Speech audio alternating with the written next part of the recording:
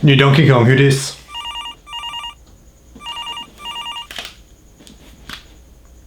Mum? In today's repair video, we have two identical LCD handhelds based around the Nintendo franchise Donkey Kong.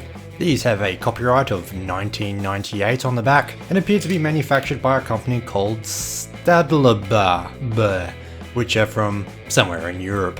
A big thank you goes to viewer Adam, who sent these through to be repaired. Adam has sent many things in the past, but he's also sent through a particularly big project, which I'm very excited to show you when it's complete. But in the meantime, let's have a look at these little LCDs.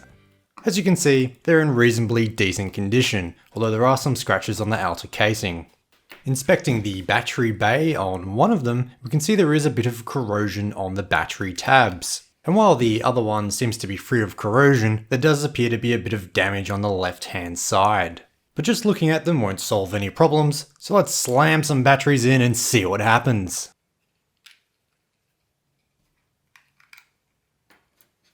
As you can see, I slammed them in with quite a bit of force, but unfortunately that wasn't enough to get it working. We still have a blank screen. Doing the same in the second reveals the exact same issue. So with no signs of life from either, it's time to crack them open. Fortunately, they are quite easy to disassemble, as they're only held together by 4 Phillip head screws. Although having said that, the flip-top form factor does make it a bit tricky. For further disassembly, there are more screws scattered around the circuit board. The circuit board of this one is absolutely caked in corrosion, although it's a bit hard to see in this shot. But if you look closely, you can see lots of white gunk everywhere, and I believe that's come from a leaked battery. And once that's been loosened up, it's clear to see that the ribbon cable connecting the two halves has detached. Further screwing does remove the front case, but I'm unsure at this point if I'll be able to repair that ribbon cable. So with that said, let's disassemble the other one, which of course comes apart in exactly the same way. Luckily, it appears this ribbon cable is still attached.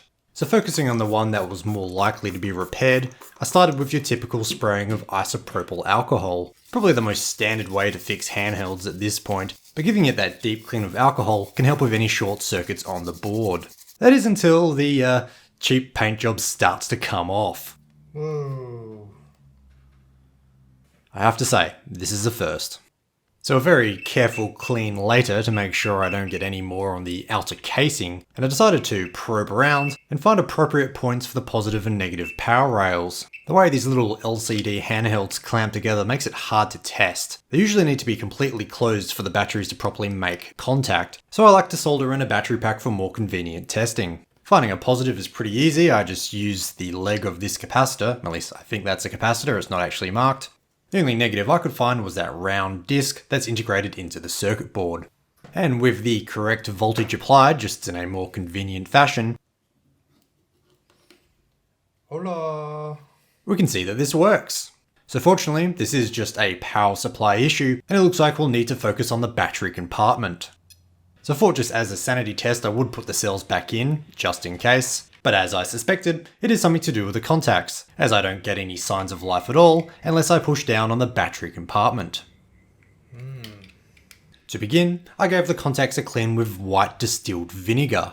This works way better for cleaning up corrosion than IPA ever will. It's pretty cheap too, costing only a few dollars for a big bottle, so I highly recommend it for this particular purpose. And since I had the vinegar out, I decided to give the other circuit board a good clean since it was highly corroded anyway. As I said before, I don't think I'm going to be able to properly fix it with that ripped off ribbon cable, but we may as well give it a clean anyway. Luckily, the vinegar doesn't have the same effect on the paintwork as the IPA did, and the corrosion on this was so bad that it dramatically bubbled up, although I had difficulty capturing that on camera. Although I guess my scrubbing was a little bit too rough, as this transistor looking thing came straight off.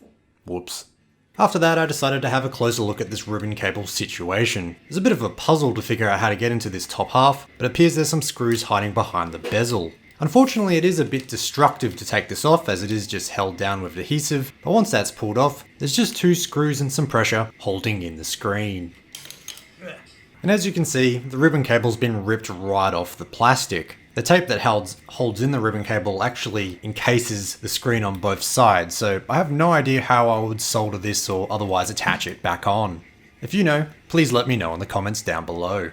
Regardless, I soldered that transistor back on, and hey, would you look at that? When you hold down the battery compartment, like with the other unit, it shows that it works. So it is a shame about that ribbon cable, as it looks like this could be a successful repair otherwise.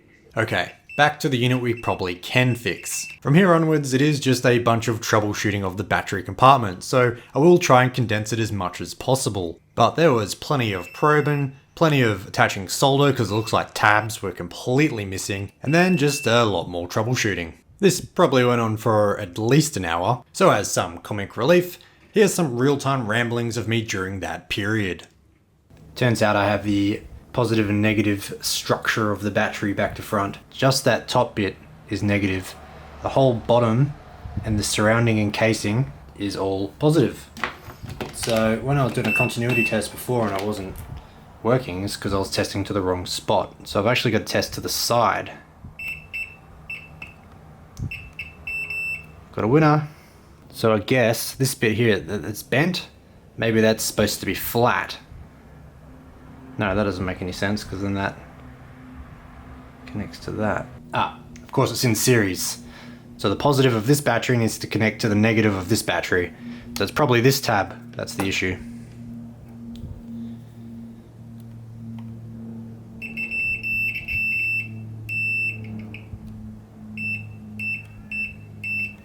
Looks like it's connecting to both the positive and the negative. So it's probably short-circuiting.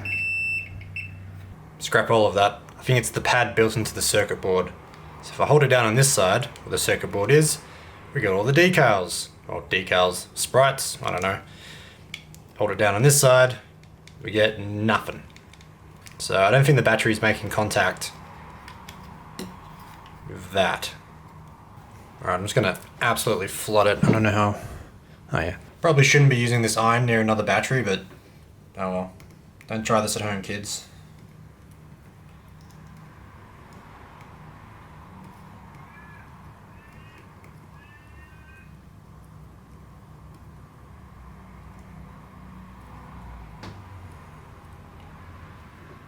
Alright, that's going to be way more than I need, surely. Would you look at that? That is a healthy blob of solder. And as you can see, said consistent blob of solder is exactly what the compartment needed to work on its own. It is working!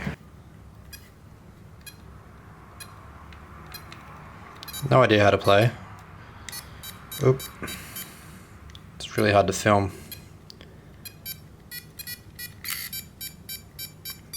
Oh, I'm definitely good at dying. Guess I gotta watch out for this guy in the top screen. God, how do I film this?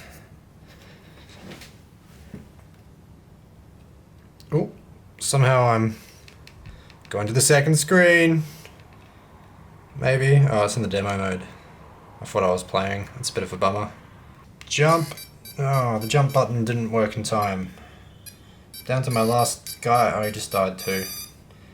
Alright. Ah, man. I landed on top of it. Well, I guess the video isn't about me playing the game, it's about me fixing the game. I fixed it. I can go put it on the shelf and admire it every now and again, but otherwise, I guess I'm done with this project. And thank you very much for watching. As I said, there is a very exciting repair project in the works. Hopefully, I can get it working, but if not, I guess you'll never know what it is anyway, so it doesn't matter. Until next time, Retro Gamers. Got a video to edit, yeah.